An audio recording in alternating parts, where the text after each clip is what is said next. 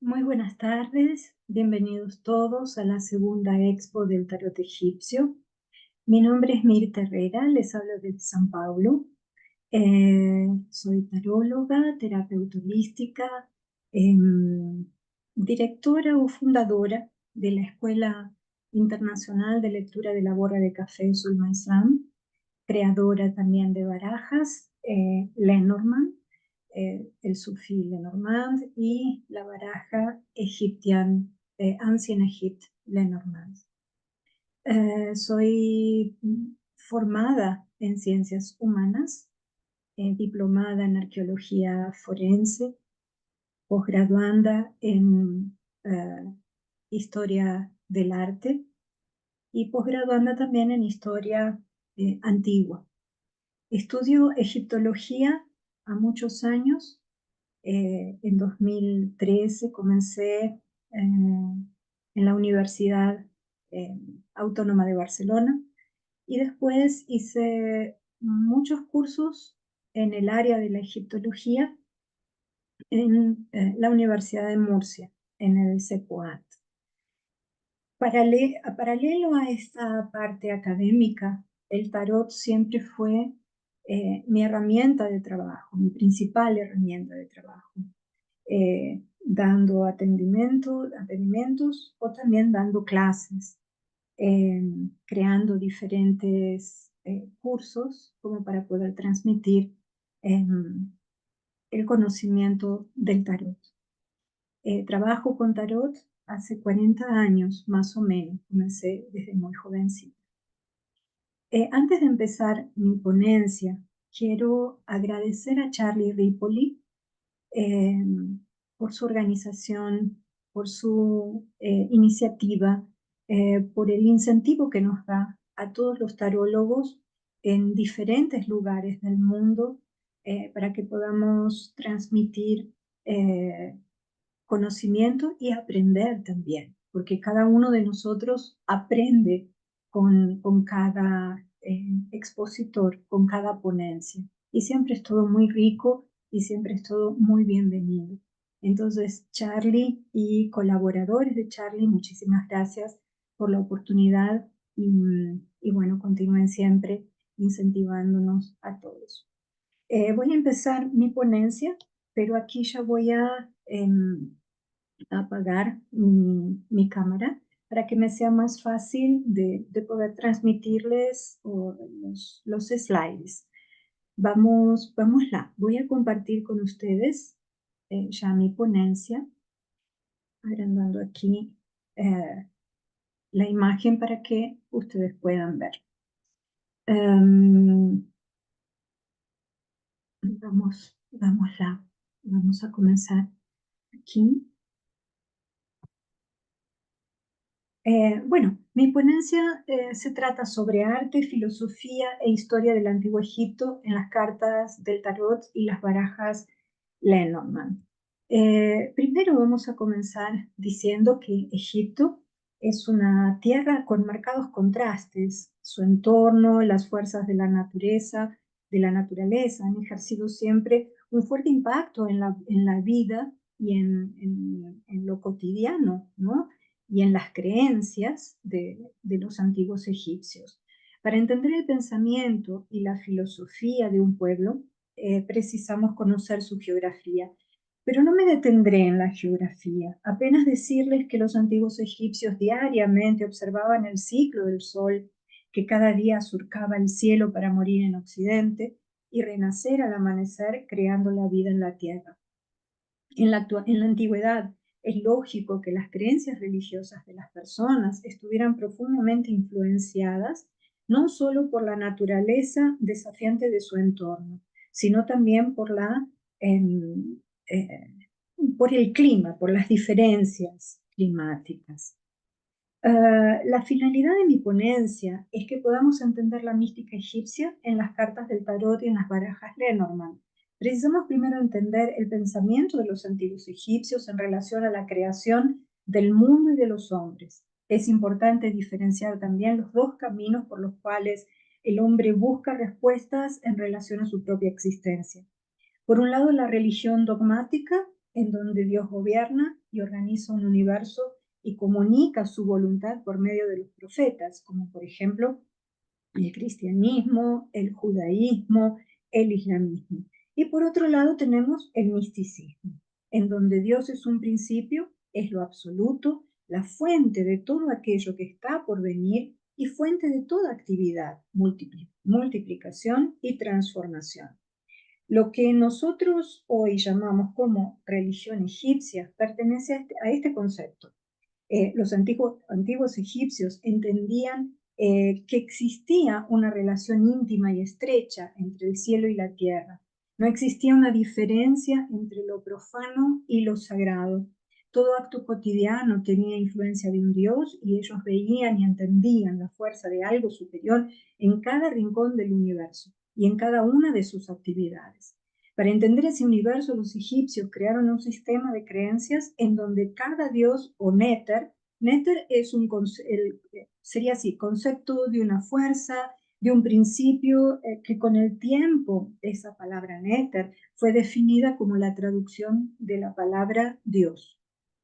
O sea, néter es Dios. Estaba asociado a un elemento de la naturaleza.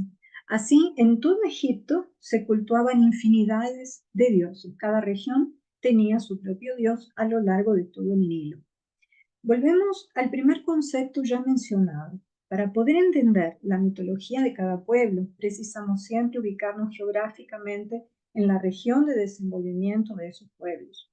Surgieron así los dioses primordiales como Num, que es el dios del cosmos, Ra, el dios del sol, Atum, el dios creador. Estos dieron origen a los dioses generadores o geradores, como se dice aquí, que son Nut, la diosa del cielo, Geb, el dios de la tierra, Shu, el dios del aire, Tefnut, la diosa de la humedad, que después darán origen a la primera generación de dioses, como Osiris, dios de la resurrección, de la fertilidad, Isis, diosa también de la fertilidad y de la magia, Horus, el dios halcón que cobra justicia y que protege, y Set, el dios del mal, causador de todas las calamidades. Esta orden de dioses es el concepto de Heliópolis, una de las regiones del Bajo Egipto, pero también tenemos un concepto en cuanto a la creación del universo en Memphis, Hermópolis, en fin. Tenemos, ya dije antes que de acuerdo a las regiones en Egipto tenían diferentes formas de diferentes dioses que eran los creadores de los hombres y los creadores de todo lo que comprendía o componía, mejor dicho, su entorno. No podemos olvidarnos que los pueblos primitivos del desierto tienen un origen tribal y nómade, y buscando una vida sedentaria y una forma de sobrevivir al implacable calor del desierto, fueron se agrupando, formando sociedades o grupos alrededor del río Nilo. Heródoto, que es el historiador griego de 500 años antes de Cristo, decía que Egipto es un dios del Nilo. Aquí en estos slides tenemos el dios Sobek, aquí Horus, Ra, en fin, aquí la barca solar. Bueno, no me voy a detener mucho en esto, les quiero mostrar aquí abajo de este slide tres representaciones de tarot egipcio. Me voy a detener cuando lleguemos a la parte de arte en relación al tarot egipcio de Kier, cuyo autor es Iglesias Janeiro. Aquí del lado izquierdo tenemos un tarot que es moderno, que es el tarot de la eternidad, que cuenta la historia de Ramsés, o sea, es el tarot de Ramsés II. Hay algunas cartas asociadas con cuestiones bíblicas. Es muy bonito. Sigue la línea de White, por ejemplo, los arcanos menores. Hay muchas escenas, pero lo que me llama la atención es realmente algunas cuestiones relacionadas con la parte bíblica, como Moisés abriendo el camino para cruzar el mar, en fin. Les recomiendo porque es muy interesante. Aquí en el medio tenemos el tarot egipcio de Kier, que es el tarot más completo en cuanto a iconografía egipcia. Ya vamos a ver más adelante un poquito de la historia del tarot egipcio y les puedo decir que el tarot de Iglesias Janeiro tiene mucha simbología y toda egipcia. Tiene también en los planos, principalmente en el plano superior, que sería el mundo de las causas, aquí encima, letras hebraicas, tenemos aquí jeroglíficos, tenemos aquí también sellos, que son sellos mágicos, o sellos planetarios. Para los que estudian magia es súper interesante. Y aquí abajo, por ejemplo, aquí en la parte en donde está el nombre de cada arcano, de un lado tenemos signos del zodíaco, signos planetarios también, en los arcanos mayores, y en los arcanos menores tenemos solamente signos planetarios. Aquí tenemos, en los arcanos mayores tenemos signos del zodíaco y en los arcanos menores signos planetarios. Después voy a hablar un poquito más sobre el tarot de Kier. Aquí en la parte inferior, sería en la parte inferior derecha, tenemos otro tarot que traje para ejemplificar, que es el tarot de Cleopatra o Cleopatra. Es un tarot muy bonito, pero es necesario que el tarólogo que utilice estas cartas conozcan bastante sobre astrología, principalmente porque hay algunas escenas y dioses también que están relacionados con los dibujos que están en el techo de Dendera.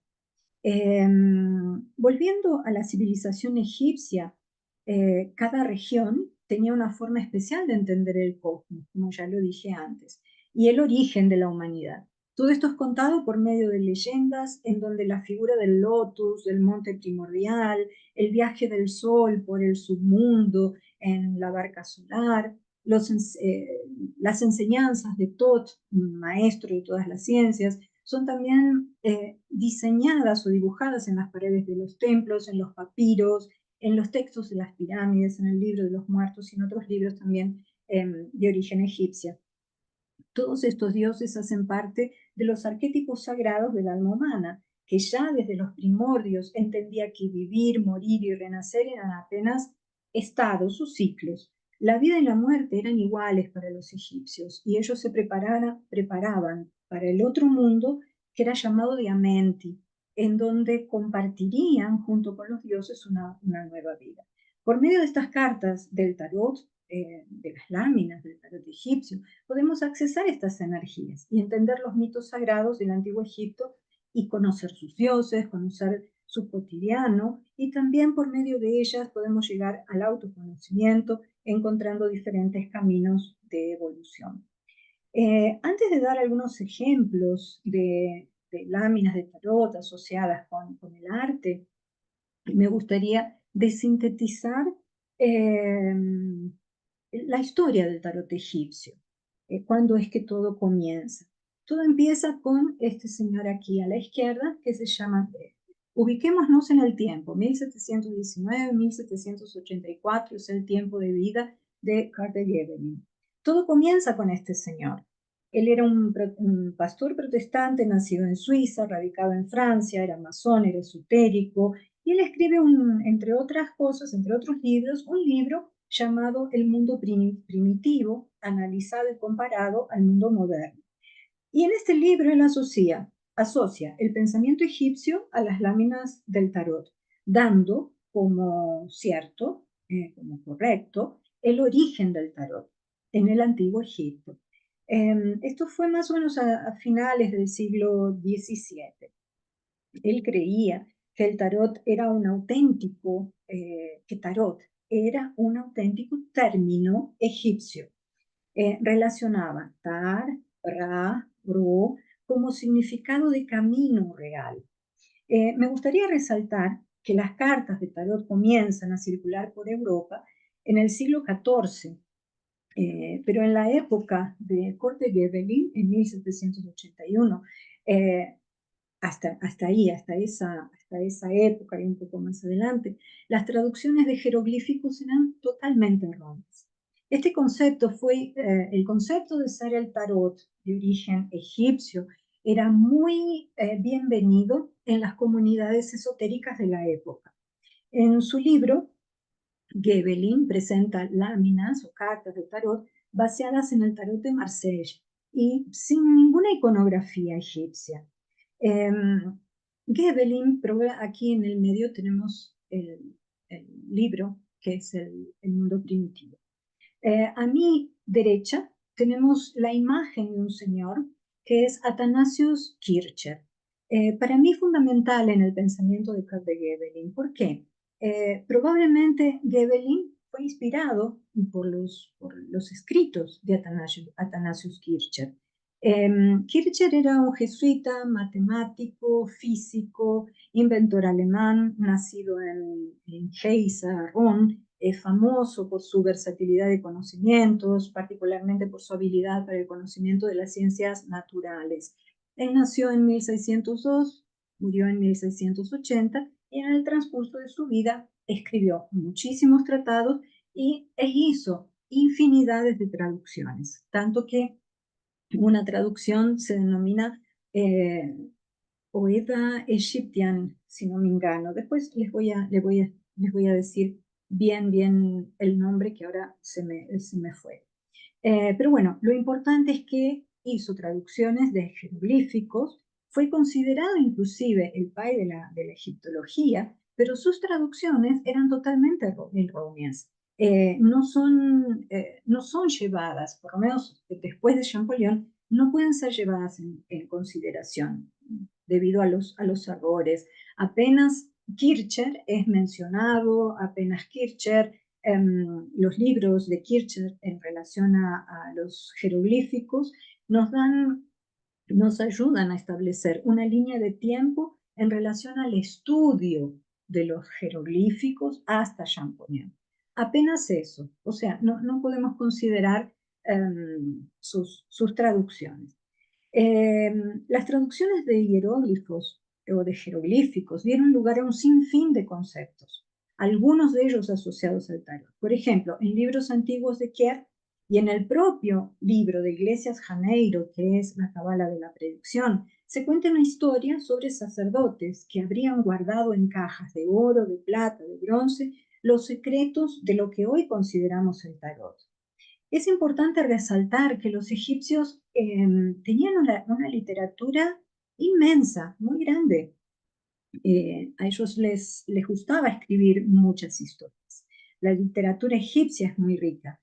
Inclusive con el correr del tiempo y ya en épocas más contemporáneas, hubo novelas que fueron, principalmente una novela que se basó en la historia de Sinué, que es un libro egipcio, una historia egipcia, que cuenta sobre un egipcio que huyó de sus obligaciones en la época del rey Menenhat I de la dinastía 12. En los años 40, para que ustedes se den una idea, un autor finlandés llamado Mika Baltari escribió Sinué el egipcio, una obra que fue llevada al cine en Hollywood en los años 50.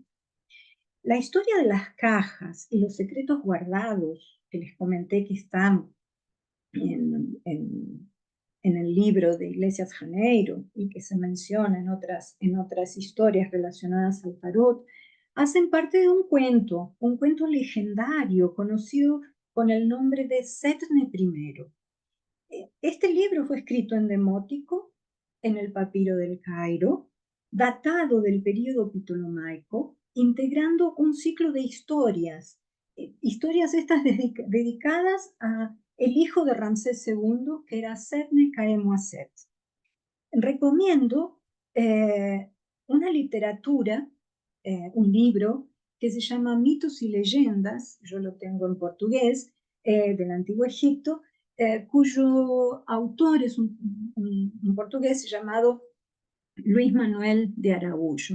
Aquí está la traducción y toda la historia de Setne I, con toda esa leyenda de las cajas. Es una historia que envuelve magia. En fin, es muy, muy interesante, pero no deja de ser un cuento legendario.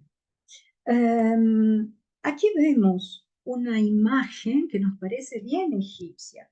Es un hallazgo arqueológico que se denomina tabla isíaca, tabla bembina o mensa isíaca o tabla falsa.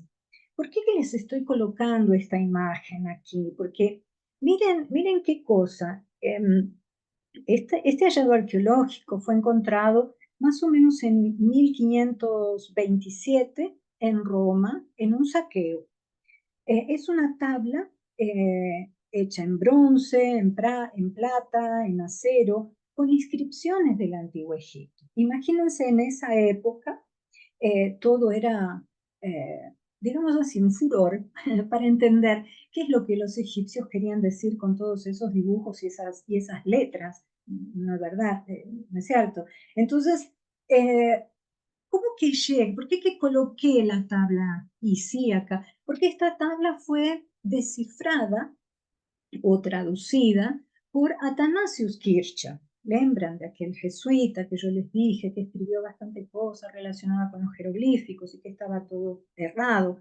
Bueno, esta tabla estaba en poder de un señor llamado Torquato Bembo, que era hijo de un cardenal llamado Pietro Bembo. Y Pietro Bembo recibe la tabla, o sea este hallazgo arqueológico, de las manos del Papa Paulo III. Miren cómo me causa así un interrogante, ¿no? Cómo los cardenales, los papas, los sacerdotes tenían mucho interés en saber qué es lo que estos dibujos querían decir. Bueno, esta tabla bembina por ser de Torquato Bembo que era hijo del cardenal Pietro Bembo, en fin, por eso se la llamó Bembina.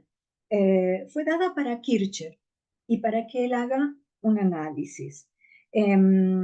Por eso fue Kircher que la denominó de esa forma. Antes de ser analizada y también copiada, estuvo de manos en manos. Eh, Parece que estuvo en un palacio en Roma, después llegó a las manos de un herrero que la vendió para el cardenal Bembo en el año de 1554, después pasó por otras manos hasta llegar al Museo de Turín, en donde se encuentra hoy. Fue descubierta en Roma, como ya les dije, en un monte llamado Aventino, en donde había un templo de Isis. Esta tabla fue analizada varias veces por egiptólogos, fue dada así por Kircher, analizada de una forma con mucho hermetismo, ¿no? O direccionada hacia cuestiones bien herméticas. Y fue muy bienvenida la traducción y estas imágenes para relacionarlas con imágenes de los arcanos menores o de los arcanos en general o con el tarot en general. Esta tabla fue relacionada con el esoterismo. Principalmente Eliphas Levi, que vamos a ver después, fue inspirado en el trabajo también de Athanasius Kircher sobre esta tabla. El libro que les había comentado antes es un libro que se llama Oedis Aegyptis, que trazó paralelos y concordancias entre los jeroglíficos y la tabla y letras hebraicas. Por eso, wow, todo el mundo aceptó de una forma muy fuerte todo lo que Kircher había analizado en relación a ella. Entre los egiptólogos es denominada de tabla falsa, ya que es un artefacto que no fue escrito ni hecho por un egipcio. No muestra una iconografía correcta. y los jeroglíficos que están en ella no pueden ser leídos de forma correcta. Probablemente fue hecha por un sacerdote de Isis, pero romano, tal vez en un periodo muy posterior al final del periodo ptolomeico, pero ciertamente sin un conocimiento total de la iconografía egipcia. Entonces, en base a esto, en base a infinidades de traducciones de la época, se creó un concepto de que el tarot vendría de la cultura egipcia. En la segunda mitad del siglo XVIII, un profesor de matemática llamado Jean-François Aliette, era francés, conocido por Eteila. Él escribe un manual sobre el uso de las cartas para fines adivinatorios y adhiere el pensamiento de Gebelin en un libro, que es el gran libro de Eteila, o libro de Thoth, ¿no? Como él lo denominó. Pero no hay, adhiere apenas el pensamiento, pero las cartas siguen una línea así tradicional. Él publica el libro y él dice que el tarot fue creado en una convención de magos realizada en el templo de Amón. Teila fue el primer tarotista o tarólogo profesional del cual tenemos noticias.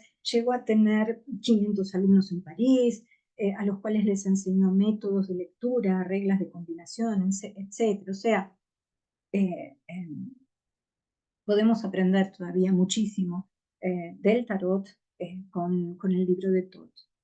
En el siglo XIX encontramos Eliphas Levi. Foquemos en esta imagen aquí en blanco y negro. Eliphas Levi o Alphonse Constant, que también hizo algunas láminas con diseños egipcios, en realidad, más que probar el origen egipcio del tarot, él establece paralelos con las láminas y el alfabeto hebraico e incorpora algunos símbolos egipcios, como la toca del faraón, por ejemplo, ¿no? Este trabajo, el trabajo de Eliphas Levi, con sus dibujos, inspiran posteriormente a otros dos autores, que son Falconier y vamos a colocar aquí a Papus. Papus era un médico y ocultista llamado Gerard Encausse, o Encausse, creo que se dice, no sé si dice, no sé, presenta en el libro de tarot de los bohemios, donde las cartas ya muestran ropas egipcias en los arcanos mayores. Voy a volver un poquito para que ustedes vean el tarot de Falconier, de Robert Falconier, que también trae elementos aquí egipcios en su libro en 1896, y después en 1889 Oswald Wirth también incorpora algunos símbolos egipcios. Esto fue en el año de, ya lo dije, en 1889. Aquí vamos a volver un poquito, solo para comentarles que las cartas de Papus del tarot de los bohemios fue ilustrado por Oswald Wirth. Apenas quería comentar eso, por eso volví. Ya en el siglo XX, en 1947, aparece Iglesias Janeiro, con un tarot egipcio complejo, pero muy rico en relación a la cultura egipcia. Él escribe la Cábala de Predicción, más o menos en 1947, y dibuja en las páginas finales todo el tarot, 78 cartas, con diferentes nombres. Aquí vemos cartas de los arcanos menores, y aquí les voy a explicar muy rápidamente que se divide en tres planos: plano físico, emocional, plano espiritual o mundo de las causas. Aquí, por ejemplo, tenemos una escena en donde vamos a ver diferentes componentes egipcios. Aquí tenemos letras, jeroglífico, aquí tenemos un sello, sellos o, sí, son sellos o letras también del alfabeto babilónico. Para a quien le guste diferentes formas de alfabetos, estudien el mundo de las causas de Iglesias Janeiro. Y tenemos aquí letras hebraicas.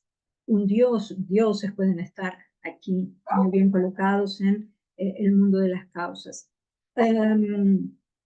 Aquí abajo, que sería el plano físico o plano material, aquí plano físico o emocional, aquí plano físico o material, tenemos unas líneas que son inclinadas o hacia la derecha o hacia la izquierda, o a veces están en línea horizontal o vertical, en línea horizontal mostrando estagnación, aquí van hacia el futuro y aquí van hacia el pasado. Estas líneas son denominadas aguas de la vida, y aguas de la vida muy bien colocadas, porque Egipto no sería Egipto si no fuese por el Nilo. Eh, la cábala de la predicción, junto con un tarot, comienza más o menos a partir de 1970. Tal vez antes hay algunas divergencias, yo encontré algunas divergencias en cuanto a fechas específicas. En 1971 fueron estas cartas coloridas y reproducidas por la US Games. Hoy en día es solo quiere y nada más lo que quiere. Debemos resaltar que los tarots transculturales comienzan a aparecer en el siglo XX, transcribiendo en cada lámina mitos, cuentos, historia, arte, absolutamente válidos, pero es necesario o requieren una buena dosis de conocimiento del tarot tradicional. Tarot es tarot, en cuanto a la literatura, en cuanto a las imágenes, y también es necesario conocer el tema que el tarot está abordando. Eh, la división de las láminas de Iglesias Janeiro, ya las dije, y es realmente muy, muy rico, y es el primer tarot que tiene las 78 cartas completas con símbolos y con imágenes del antiguo Egipto. Vamos a hablar un poquito sobre el arte egipcia. Uno de los aspectos que caracteriza la civilización del Antiguo Egipto es su arte. Las manifestaciones artísticas constituyen uno de los elementos que distinguen esta cultura milenaria. El código creado hace más de 6.000 años aún sorprende por su belleza, por su originalidad. La razón de esta espectacularidad se debe, en cierta forma, al clima egipcio, que ha permitido que se conservaran muchas de estas piezas artísticas. También quizás podríamos hablar de la continuidad de los motivos y del tipo de representación por parte de los artistas y de los promotores. Pero además, la interpretación y el sentido que nosotros otorgamos a las obras de arte en la actualidad no se corresponden con la finalidad que tenían estas obras en el Egipto faraónico. La función de contemplación que nosotros asociamos con las obras de arte no existía en la antigüedad. La mayoría o la gran mayoría de nosotros consideramos las obras de arte no estaban pensadas para ser contempladas, eh, pero por una de las partes en las que se dividía, ¿cómo decir? La gran mayoría de lo que nosotros consideramos obras de arte no estaban pensadas para ser contempladas, más que por una de las partes en las que se dividía el cuerpo humano, el Ka, que significa la fuerza. Para los egipcios, el ser humano poseía una personalidad compleja, formada por diferentes elementos que se dispersaban a la muerte del individuo, el Ka y el Ba. Existen otras denominaciones también en las cuales no me voy a aprofundar. Solamente voy a hablar del Ka, que es la fuerza, y el Ba, que sería el alma. Estas dos partes necesitaban de un soporte material. Y ese soporte material venía en la forma de una estatua o de una momia, para que estas fuerzas pudiesen residir en él. La mayoría de las obras de arte no iban a ser vistas, ya que se depositaban en las casas de eternidad o en las tumbas. no estar expuestas, lo más importante no era que fuesen bellas o que representan lo más fielmente al difunto, sino que cumpliesen una función para la cual habían sido concebidas, representar la esencia inalterable de las cosas y de las personas en su estado, no su estado transitorio en esta vida. Estas representaciones no cumplen una simple función de representación. Para los antiguos egipcios, la imagen estaba llena de magia y tenía la capacidad de convertir real aquello que se representaba. De aquí que la función del artista era muy importante. Las estatuas, los relieves y las pinturas eran sometidas a un convencionalismo bien estricto. Por ejemplo, el término que se utilizaba para designar al escultor era el que hace vivir. Miren qué bonito, ¿no? El que hace vivir.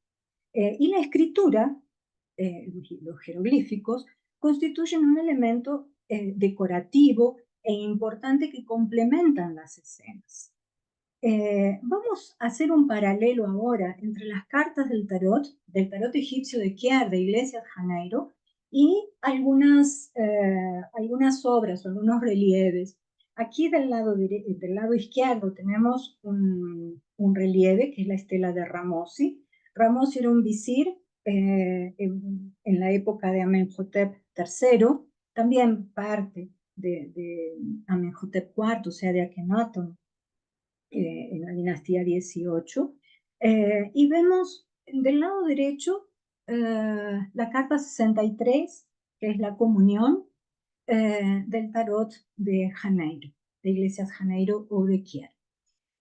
También aquí al lado del nombre vemos un planeta, la numeración correspondiente a la carta, una letra hispánica, que es la letra H, y el número 9. Aquí vemos lo que sería una pira de incienso, ¿no? Muy utilizada por los sacerdotes, las aguas de la vida, como les dije antes. El color rosa, tanto en la parte física cuanto en el mundo de las causas, indica demora o indica también lo emocional, principalmente lo emocional. Y aquí vemos dos personas en igualdad de condiciones. Aquí hay una situación empática, una situación de amorosidad, por eso se llama la comunión, estar unidos en alguna cosa. Me gustaría comentarles que quien trajo al Brasil por primera vez el tarot egipcio de Kier fue una taróloga que se llama Nelisi Carbonare. Es excelente, tiene una metodología fantástica, tanto de enseñanza como de métodos de lectura, solo que hay una diferencia que podemos establecer entre los estudios de Nelisi Carbonari y yo, en este caso. Yo no consigo dividir los arcanos menores del tarot de Kier y relacionarlos con espadas, copas, oros o bastos. No consigo. Yo prefiero seguir por la historia, seguir por lo que representa la imagen, los hieróglifos, en fin. Nelisi Carbonare, por ejemplo, relaciona la carta 63 del tarot de Iglesias Janeiro con la carta 2 de espadas. El 2 de espadas siempre es una carta de conflicto que muestra diferencia de opiniones. Sí, un hombre, dos personas siempre van a tener diferencia de opiniones, ¿no? Entonces, si vamos a seguir ese lado, por ejemplo, que sería el lado correcto, ¿no? O llamémoslo entre paréntesis o entre aspas, correcto, porque el tarot se divide en arcanos mayores, arcanos menores, los arcanos menores divididos en copas, palos, oros y espadas, es lo correcto. Aquí, por ejemplo, si vamos a seguir eso, aquí alrededor de esta carta, si tenemos cartas negativas, esta carta funcionaría perfectamente como un 2 de espadas. Entonces son importantes las combinaciones también en el tarot. Yo vuelvo a repetir, no relaciono con copas, con oros, con palos o con espadas, porque no consigo. Yo sigo la historia de este tarot. Aquí tenemos otra representación, es una pintura en la tumba de Mena. Mena era un oficial egipcio de la época de Tutmés. Algunos autores dicen que la decoración es de la época de Amenofis III, que es de la dinastía 18. La tumba de Mena muestra aquí a un señor, a un egipcio muy simple, que carga en sus hombros un cabrito, un animal, un cabrito sería. Bueno, aquí, ¿qué es lo que vemos en esta carta? Es el testimonio de la responsabilidad, de lo que uno asume para ir adelante. Recordando que los egipcios dibujaban en sus paredes, eh, no para decir, miren cuántos funcionarios tengo o cuántas personas están a mi trabajo. No, ellos diseñaban, querían contar que del otro lado, en el Amenti, la vida iría a seguir igual, con todas aquellas personas, con todos aquellos funcionarios, con todos aquellos sirvientes que irían a ayudarlos. Eh, Podríamos hablar de los sujeptis, no tiene nada a ver con esta imagen, los sujeptis, pero son momias bien pequeñitas, bien chiquititas, que se colocaban al lado de los muertos como para poder protegerlos. Bueno, pero acá no tiene nada que ver eso, es un comentario que me vino para comentar, para decirles, pero bueno, aquí es la responsabilidad, eh, asumir una responsabilidad, es la ofrenda que lleva en sus hombros, ¿no? Para ir adelante, para cumplir con algún propósito. Nelisi Carbonare da esta carta, por ejemplo, como el caballero de copas. Podemos asociarlo, sí, ¿por qué no? O el soldado, ella llama de el soldado. Para aquellos que dividen los arcanos menores del tarot egipcio de Kier en copas y en fin, todo bien, todo tranquilo. Es sensacional. Vuelvo a repetir que yo personalmente no consigo. Relaciono más con la historia. Vemos aquí una representación muy característica de los relieves egipcios y también de algunas pinturas. Vemos a alguien eh, eh, en posición de ventaja encima de otra persona. Esta es una carta 64, es la vehemencia, que cuenta cómo se diría, habla sobre el dominio de los miedos, el dominio de las dificultades, el dominio de nuestros enemigos. Ni siempre nuestros enemigos son personas, a veces son nuestros pensamientos, en fin, depende mucho de la lectura que uno haga como para poder estar asociando esos enemigos.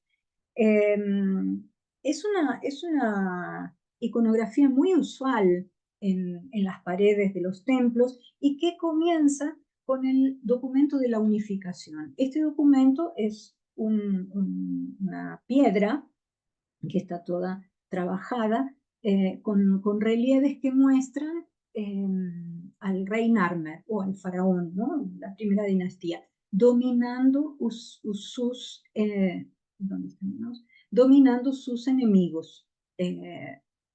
Aquí tenemos la corona blanca y aquí tenemos la corona roja.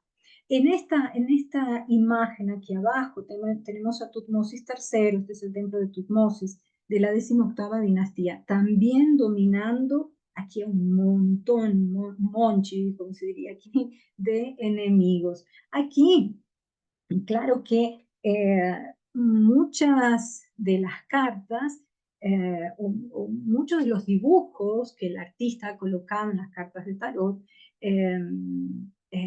no tienen una iconografía perfecta. Aquí, por ejemplo, en esta imagen, nosotros tenemos en la cabeza de este señor cuernos y plumas. Si hubiese aquí, por ejemplo, un círculo, un disco solar, podríamos decir que es el dios Sobek. Vamos a decir que puede ser el dios Sobek. ¿Ok? Aquí tenemos la fuerza, me están molestando, tengo que reaccionar. Los cocodrilos reaccionan de esa forma. Solo reaccionan cuando uno los provoca. Entonces, la fuerza que uno tiene en determinado momento, cuando nos sentimos provocados por algo, de reaccionar y querer dominar los instintos, de querer dominar esas fuerzas negativas, ¿no? Aquí, en estos dibujos, en estos diseños, aquí relieves o aquí un dibujo del tarot, tenemos lo que en el arte se denomina perspectiva jerárquica, que define la importancia de los personajes, por ejemplo. Este señor aquí es muy importante. Aquí tenemos un faraón. Es mucho más importante que estos enemigos. Vean cómo se dibujaban o se hacían relieves mostrando su grandeza. Es muy interesante eso. Aquí, en este otro slide, tenemos la ceremonia de abertura de la boca, en el papiro de Ani. Aquí tenemos la carta 60, que es la evolución. La ceremonia de abertura de la boca era muy importante, era hecha por un sacerdote, con un elemento especial que tiene formato de azuelo. Esto sería aquí un azuelo, que es una herramienta de carpintero o algo así, ¿no? Entonces, estamos aquí en una época que no era no estamos en la edad del hierro, pero los egipcios, ¿cómo hacían entonces? Ellos utilizaban una punta meteórica. Eh, Utilizaban hierro meteórico para hacer la ceremonia de la abertura de la boca. Era importante porque al poner la momia de pie, la boca se tenía que abrir, emitir un sonido, y ellos decían que el alma ya estaría siendo revelada. Aquí, por ejemplo, aquí tenemos el papiro de Ani, aquí tenemos lo que se llamaría algo similar a una suela, ¿no? Este elemento aquí en una representación de la tumba de Tutankamón. Les quería comentar que dentro del arte egipcio, los egipcios no utilizaban una perspectiva, ni los dibujos en planta tal como los entendemos en la actualidad.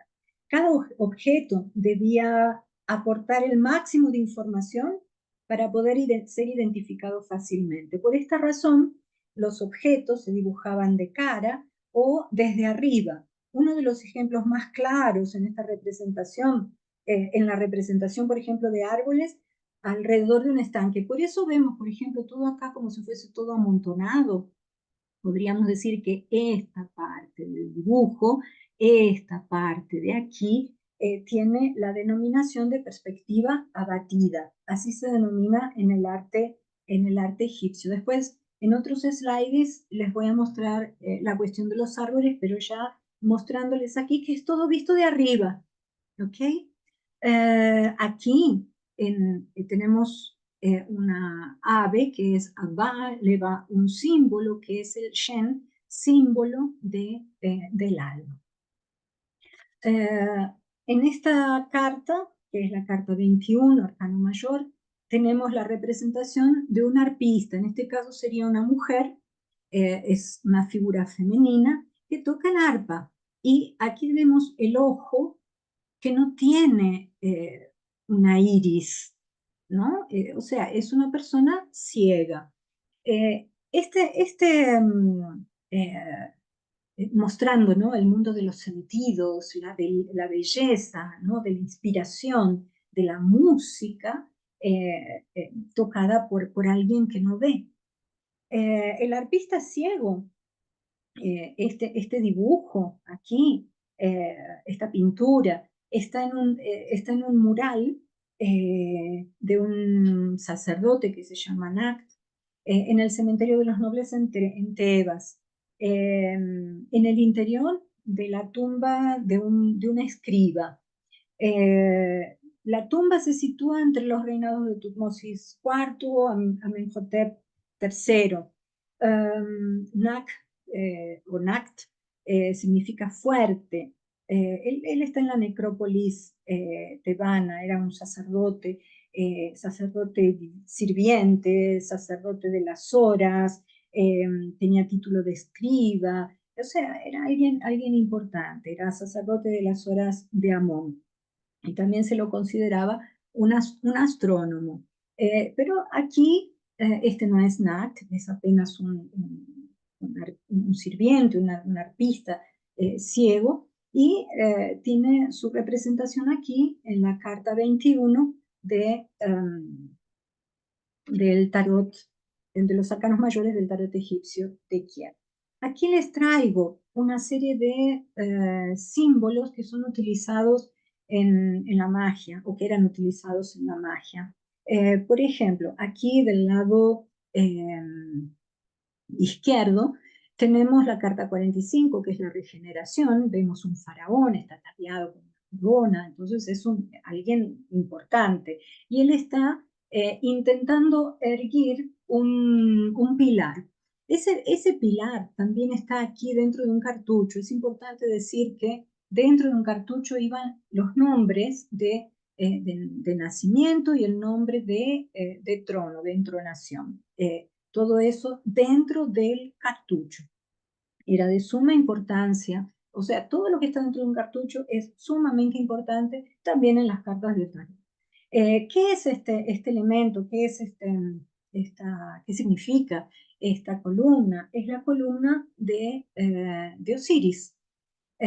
Entonces, imagínense, Osiris es el dios de la fertilidad, el dios de la regeneración, de la reestructuración. Entonces, imagínense lo importante que es el poder reerguirse, o reerguirse, creo que es lo correcto en decir. Y aquí tenemos un símbolo de Osiris, que es una espiga, ¿no?, de maíz, en las aguas de la vida, todo en color verde. También se pintaba de color verde a Osiris, ¿no? Entonces esta es un amuleto, también hace parte de un amuleto que es el de Chet, que es la columna de Osiris. Y aquí, en el centro, tenemos otra carta que es la alianza. Es una carta muy bonita que también indica unión. Tenemos dentro de un cartucho un símbolo que parece una campanita, pero no lo es un nudo que se denomina el nudo de Isis. Se cuenta que cuando Isis quedó embarazada de Horus, Set en aquel momento lo quería matar. Entonces Isis lo tenía que proteger de alguna forma, y para ocultar su pancita, hacía con un tejido, con sus ropas, un nudo. Entonces se lo conoce como el nudo de Isis. Es un elemento de protección, es un símbolo de protección, y se usa mucho en la parte de magia.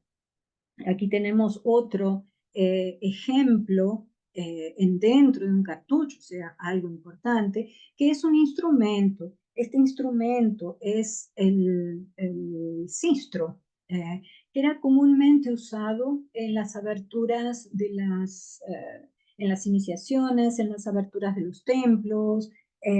Aquí vemos, por ejemplo, a la derecha, una pintura que está en las paredes del templo de Nefertaris. Nefertaris era la esposa de Ramsés II, y aquí ella está portando un sistro con la cabeza de Hathor, ¿no? Entonces, el sistro estaba íntimamente relacionado con Hathor, diosa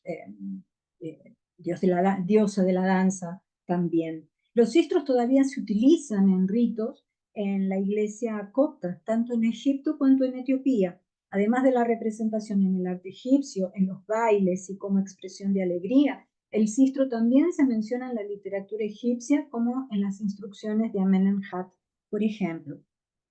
Otro ejemplo que les quise traer eh, en relación al tarot de Kier es esta imagen que es la carta 57 llamada el examen, que cuenta un pasaje o una escena del papiro de Ani del libro de los muertos, una escena del libro de los muertos que está en el papiro de Ani. ¿Qué es lo que cuenta aquí? El peso, se tenía que pesar el corazón del muerto con la pluma de Mat. Aquí nosotros tenemos el amuleto, lo que es un amuleto del corazón que era colocado al lado del muerto también. Y aquí tenemos del otro lado de la balanza la pluma de Mat. Aquí abajo, en el mundo físico, tenemos una diosa o un dios. Aquí no hay una definición. Yo creería más que es la diosa Munt, ¿no? Que devora el alma del muerto, caso el muerto haya cometido algún tipo de error en su vida. Antes de pesar el corazón con la pluma de Mat, se decían, el muerto tenía que decir las confesiones negativas. ¿Qué son las confesiones negativas? Para que ustedes puedan relacionarlas de alguna forma, pueden haber dado origen o dieron origen a los mandamientos. Entonces, el muerto tenía que decir, yo no bebí, yo no dejé de faltar comida a mis hijos, no fui infiel a mi esposa, no cometí robo, no desrespeté al faraón, en fin. Entonces, todas esas confesiones negativas, llamadas confesiones negativas, tenían que estar bien escritas, ¿no? Esta parte del peso del corazón en la balanza de Mat se lo denomina psicostasia, que es un nombre atribuido a una cena común, ¿no? Representada en el libro de los muertos. De acuerdo con las creencias del antiguo Egipto, la muerte física no era el fin de la existencia, ya que existía una vida en el más allá. Históricamente esta vida en el más allá estuvo en un principio solamente el rey, solamente el faraón, ¿no? Podía ir hasta el otro lado. Pero a partir del Reino Medio, toda la población ya muda, ya cambia, ya fue liberado para toda la gente. Entonces todo el mundo podía ir al otro lado. Pero para acceder a esa vida era necesario haber llevado una vida, un cotidiano, de acuerdo a Mat, de acuerdo a las leyes de Mat. Un concepto egipcio que traduce la idea de orden universal marcada por la justicia y por la armonía. Y aquí tenemos la escena donde tenemos Anubis, el dios de los muertos, el que acompaña al espíritu, al alma del muerto por toda no es que el muerto moría y bueno, en fin, ya era juzgado, no, era todo un trayecto de abrir puertas, 42 puertas, 42 dioses querían juzgar, monstruos en el medio del camino, y era importante saber el nombre de los monstruos. Yo sé tu nombre, entonces si vos sabes el nombre de tu monstruo, lo podés dominar. Miren qué pensamiento interesante. Aquí voy a hacer un stop en las cartas de tarot para hablarles del Lenormand. Esta es la carta 26, que es la carta del libro. Es del Ancien Egypte Lenormand, o sea, es la baraja que yo crié.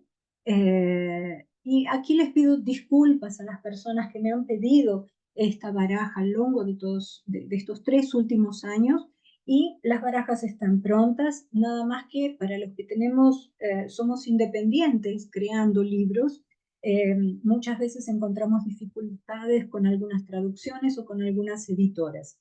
Entonces hubo mucho trastorno en estos 3 años ya es una vergüenza, pero bueno, ya está, digamos que en su punto final, y si Dios quiere, en breve ya estará disponible para el público en general. Vengo diciendo eso bastante tiempo, pero bueno, hay factores externos que uno no los domina, que uno no los domina realmente y que se escapan de nuestras manos. El Lenormand es un oráculo de 36 cartas creado en base a un juego de tabuleiro que se denominó juego de mesa, que se denominó el juego de la esperanza, más o menos en 1789, creado por un señor llamado Hetchel, y que después el Lenormand fue atribuido a Mademoiselle Lenormand, a Marie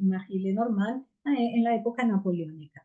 No voy a entrar más en detalles en relación al Lenormand, apenas decirles que el Ancien Égypte de Normand, las 36 cartas, son todas basadas en la historia y el simbolismo del Antiguo Egipto.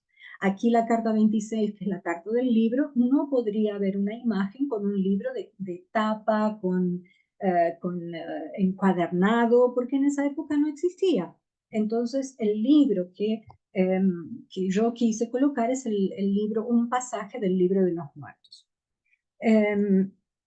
Aquí tenemos otra carta, que es la carta 0, es el loco, del tarot de Cleopatra. Y miren qué bonito, qué interesante, coloca el autor aquí el dios Bes. Aquí del lado izquierdo tenemos al dios Bes en el templo de Hathor, en Dendera. Este es un relieve muy bonito que muestra cómo era este dios. Era un dios que se lo utilizaba, o que se llamaba, mejor dicho, en el parto. ¿Por qué? Porque él con sus locuras, con sus divertimentos, él era muy despachado, ¿cómo se dice? Muy suelto, no sé definirlo de otra forma, alejaba a los malos espíritus. Entonces siempre era, la imagen de Bes era colocada en la hora del parto. Tanto que las mujeres, cuando colocaban a sus bebés para dormir, si el bebé sonreía o hacía algún movimiento, ellas pensaban que era el dios Bes que estaría por ahí haciendo alguna locura. Muy bien colocado aquí en el tarot de Cleopatra como carta 0. Aquí volvemos a ver un poquito más sobre el Ancien Égypte Lenormand. Aquí les muestro eh, una parte diferente en relación al arte egipcia, que es el arte de Amarna, aquí, en estas tres primeras cartas. Vemos aquí a Akenatón. Para que ustedes tengan idea, la época de Akenatón, la época de Amarna, de Amenofis IV, que después pasó a llamarse Akenatón, era una época de revolución religiosa y revolución artística también. En épocas anteriores había un padrón en las estatuas, en los diseños. El rey o el faraón se mostraba siempre bello, siempre fuerte, con un rostro juvenil. eh, y en la época de Amarna, si relacionamos esta expresión artística a los días actuales, podríamos decir así algo como que el cuerpo real, porque las estatuas y los relieves eran hechos todos con la barriguita, las mujeres, los hombres, eran todos dibujados o todos esculpidos con una barriga prominente. Inclusive el maxilar aquí, donde estamos, el maxilar aquí es eh, bastante largo, bien diferente de las estatuas que veíamos antes. Aquí tenemos el busto de Nefertiti mostrando o ejemplificando a la mujer de la baraja Lenormand, aquí el dios Atón, es para decirles que en esa época no era Amón quien gobernaba todo, y sí Atón. Y aquí tenemos aquí abajo el ave Venus, simbolizando una mudanza, un cambio radical, el ave fénix que renace de las cenizas, ¿no? Es dentro de las leyendas, por ejemplo, en Heliópolis, se cuenta que esta ave habría posado en una colina, que era la colina primordial, que es el Benben, según los egipcios, y que en esta colina esta ave se habría responsabilizado del cuidado del huevo, de donde surgiría el dios Ra. Aquí en esta carta vemos a Senerjen en un acto de adoración a la de Venus. Aquí esta carta es la carta del ancla, y el ancla era totalmente diferente en la época egipcia. Era una piedra con un agujero, algunas veces con escritas en jeroglífico, otras veces no. Este fue un hallazgo arqueológico cerca de Grecia, y está toda escrita con hieróglifos. Es muy interesante, por ejemplo, la arqueología subacuática. Aquí abajo tenemos la figura, una escultura de Akenatón. Y aquí lo que les había dicho antes de la perspectiva aspectiva, perdón, de la perspectiva abatida, no aspectiva, aspectiva es otra historia, en donde los egipcios dibujan desde arriba, no como nosotros que dibujamos en una perspectiva diferente. Tanto que si ustedes ven, por ejemplo, los peces son vistos, ¿no? Todo este lago, aquí es todo visto desde arriba, ¿no? Como si hubiese como si ellos tuvieran una visión diferente. Ellos tenían una visión diferente para dibujar, para expresar su arte. Y aquí esta carta es la carta 19, el jardín del Ancient Egypt Lenormand. Vamos para nuestro último slide. Y quiero comentarles aquí sobre las estatuas en las épocas antes de Amarna, por ejemplo, como aquí, que tenemos, no, perdón, estaba relacionando con otra cosa totalmente diferente. En la época de Ramsés, este es Ramsés II, es el templo de Abu Simbel, y este es Seti I, que es su papá. Aquí nosotros tenemos aquí en esta estatua, en esta escultura, tenemos en lo que en el arte egipcio se denomina frontalidad. Eh, Aquí en esta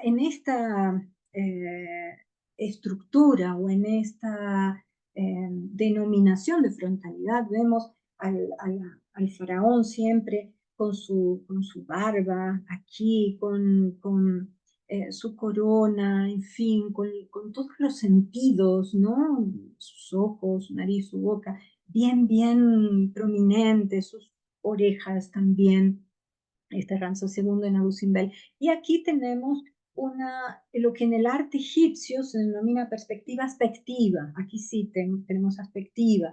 El cuerpo humano se reconoce bien, sobre todos los sentidos. Vean, siempre de perfil, ¿dónde está? Siempre de perfil, sinalizando bien los ojos, las cejas, los oídos, ¿no? La nariz, la boca. Este es un dibujo lindísimo, un relieve, una pintura en relieve del templo de Seti I. Y aquí, esto es una máscara, es un sarcófago, el sarcófago de Akenatón, y quería finalizar esta ponencia hablándoles del Ren. El Ren es el nombre. Para los egipcios era importantísimo el nombre, tanto que lo colocaban en un cartucho. Y la imagen, lo que ellos podrían revivir de alguna forma, ¿no? A través de las esculturas, a través de las pinturas. ¿Qué es lo que pasaba en esa época? Eh, Había una cuestión que era borrar las figuras, los nombres y hasta las construcciones de alguien que podría haber hecho muy mal las cosas, como Akenatón, por ejemplo, que fue extremadamente pues, cuestionado en su época. Todo el mundo quería, no, por favor, que sea abolido su nombre y su figura. Entonces, se conoce en la egiptología como damnatio memoriae, o sea, se elimina la memoria de esa persona, del faraón, y rabiscar o ultrajar o desfigurar su rostro. ¿Cómo podría una persona, el espíritu del muerto, ir hacia el otro lado? ¿Cómo podría ser reconocido si no tenía rostro o si no tenía nombre? ¿No? Entonces, para ellos era un concepto de suma importancia. Les quería comentar sobre eso y también decirles que fortalezcan sus nombres.